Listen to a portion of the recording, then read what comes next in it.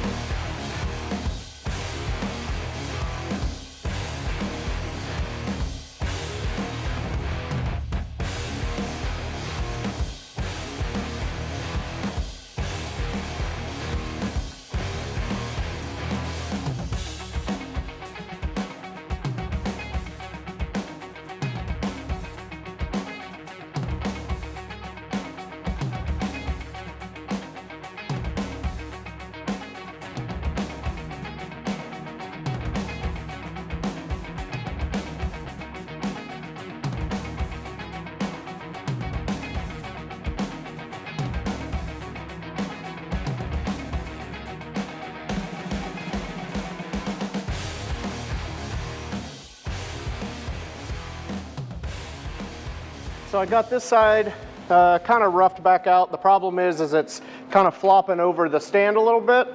So I can't get it super straight without, dealing with that flop. So at this point, what I'm going to do is I'm going to get this side to the same point as that side, and then I can continue on from there, because now where this is still under here, it comes over almost to the seam, so it's kind of in the way. And that'll free up a little bit of room. It'll be a little bit easier to handle. So again, I'm going to get this half of the hood trimmed, fit, and welded up just like the other side.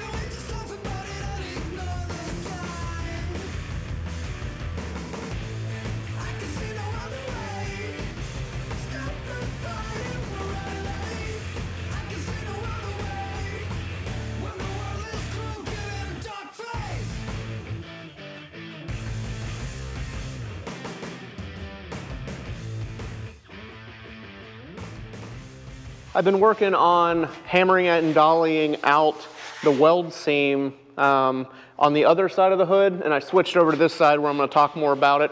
I'm using a serrated slapper. Some people call this a shrinking slapper, and I really don't think it shrinks. I'm using it because of the serrations on it. Where I've die-kimmed the weld seam, it will help score the material, and it makes the highs and lows more visible. And with that being said, I want to talk a little bit about slapping in this instant. I've already gone over it and hammered and dollied the weld out pretty well, and the slapper I'm just using to help get everything nice and smooth. So I'm not hitting it really hard to try to stretch everything up. It's more of a blending technique, so it's I'm hitting just hard enough to kind of raise the lows and knock the highs down. I'm not wanting to do a bunch of stretching, or else I'll get kind of a swollen area right where the weld seam is. So I'm going to demonstrate this a little bit, and I mean, you've already seen a bunch of sped up footage of me working around on the other side and a little bit on this side, but this will be at normal speed, so you kind of hear the difference. I work a lot in tones, and I focus on what it sounds like with the slapper hitting the material and the dolly.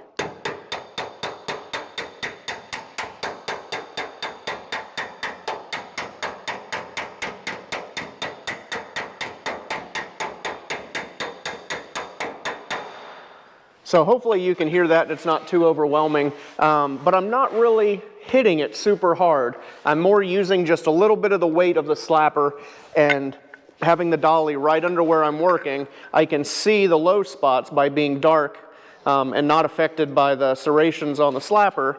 I can focus in that area and work until they raise up and then blend out from there and can continue on. So that's essentially what I'm doing at this stage, just getting everything blended out nice and smooth.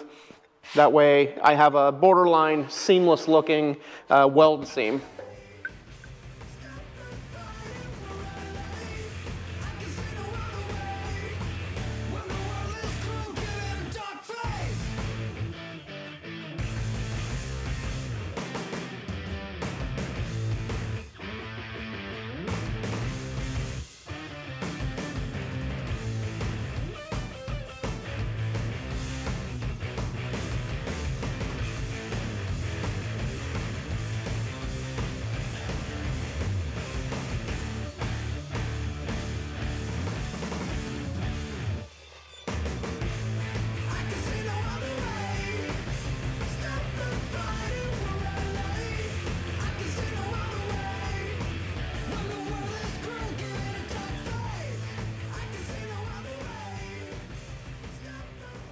So I wanted to take a second and talk about bullseye picks.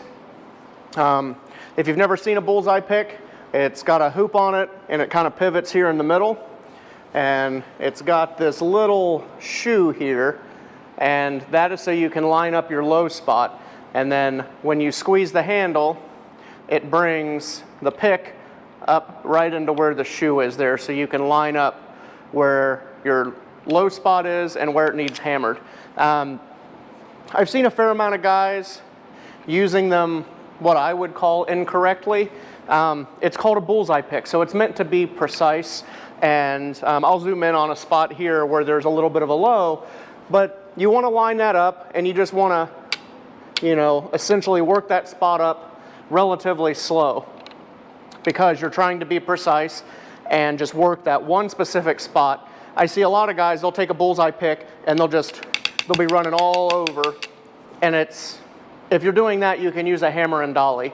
A bullseye pick is meant for precise raising of low spots.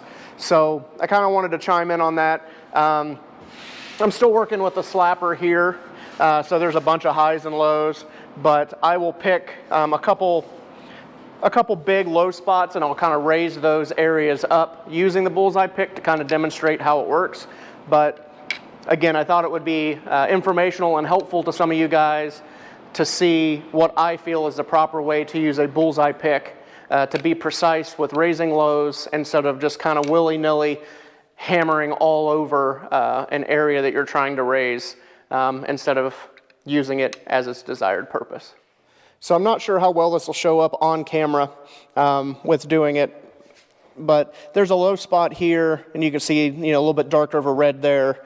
So what I'm going to do is I'm going to come in with our bullseye pick, and this right here is our low spot. I'm going to line that up.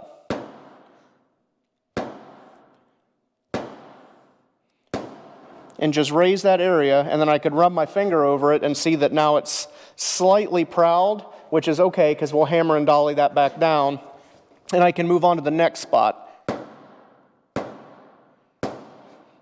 Just raising those areas a little bit at a time.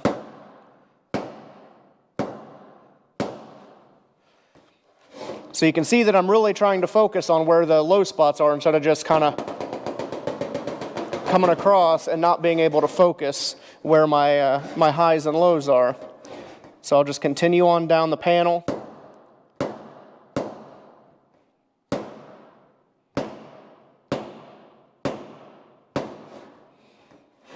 Again, paying attention to where the majority of the highs and lows are.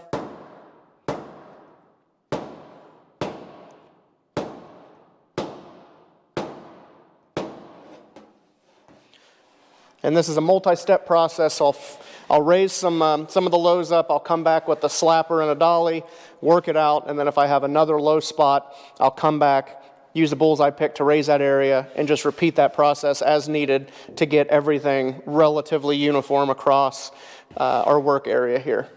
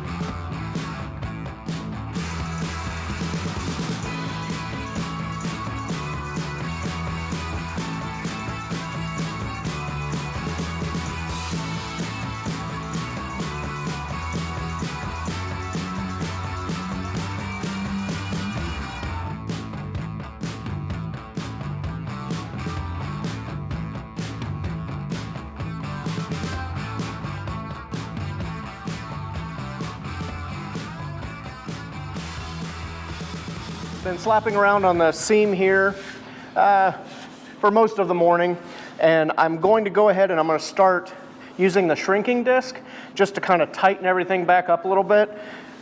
When you hammer and dolly, even if you're trying to not do a lot of stretching, you will get a little bit, so it'll get some wavy spots in it.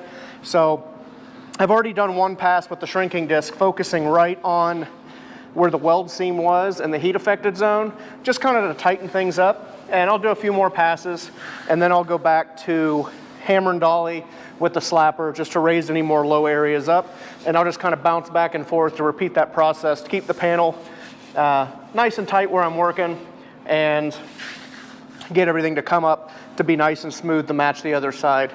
So I wanted to talk about a shrinking disc, and this is a serrated style shrinking disc. I make these here in the shop for my use. And pretty much what it does is it hits the high spots and heats them up with friction, and as they expand and then contract, as it contracts and cools, it'll shrink that area and tighten, and you do that in multiple stages, multiple passes, and the high spots will get lower and lower, and then you can kind of blend out, and especially with the die chem on there, you can see where all your lows are and your highs are. So we're just essentially adding heat to the panel with friction from the shrinking disc to get it to contract as it cools. So it's just a controlled heat shrink, and I'll get back to shrinking with the shrinking disc.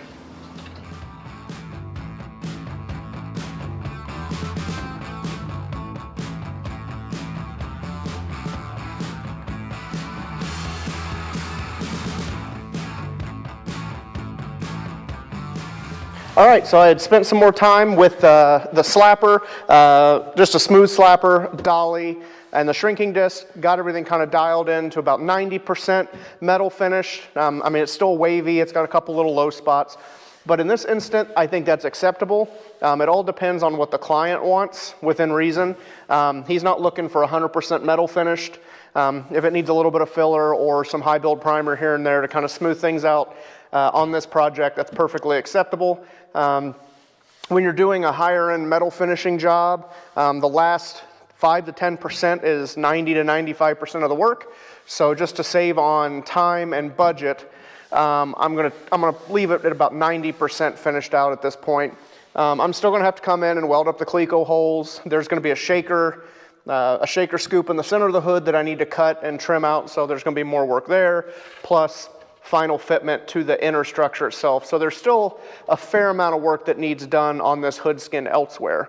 But being that I have it finished out with the slapper and a shrinking disc, from here I'm going to switch over to this Contour SCT texture tool. It's got a kind of coarse red Scotch-Brite type drum on it, and that's just going to be to help even out the texture from shrinking, using the shrinking disc. Just get everything kind of uniform and even, and then I can switch over to 80 grit on a DA, and I'll kind of go over everything, get everything finished out in an 80 grit texture, and we'll look and see how everything looks in that 80 grit texture.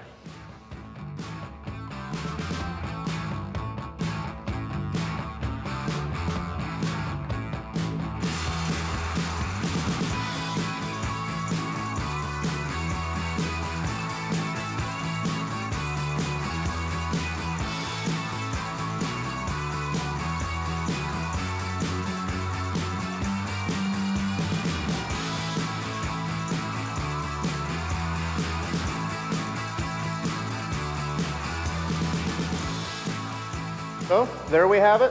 There's the two halves all welded up and finished out to about 90% kind of metal finished-ish. So at this point, I've got to do the inner structure to meet up to the peaked front. So I'll do the inner structure, and then we can lay out for the shaker hood. I'm not sure how much is going to get done in this round of work on the car, but I am going to try to get the inner structure done. That way, at least the top and bottom match. And then on the next round of work, it should be easy to go ahead and move on to something that's a new complete task, not picking up where I left off on this round of work. So I'll do a quick pan over, and you can see how well everything turned out. I'm really happy with it. These seams were pretty long and on thin sheet metal, and a floppy panel. Like, you can still see that it's kind of flimsy here because it doesn't have any inner structure, but this was actually a pretty good challenge with that long of a weld seam and correcting any of the warping.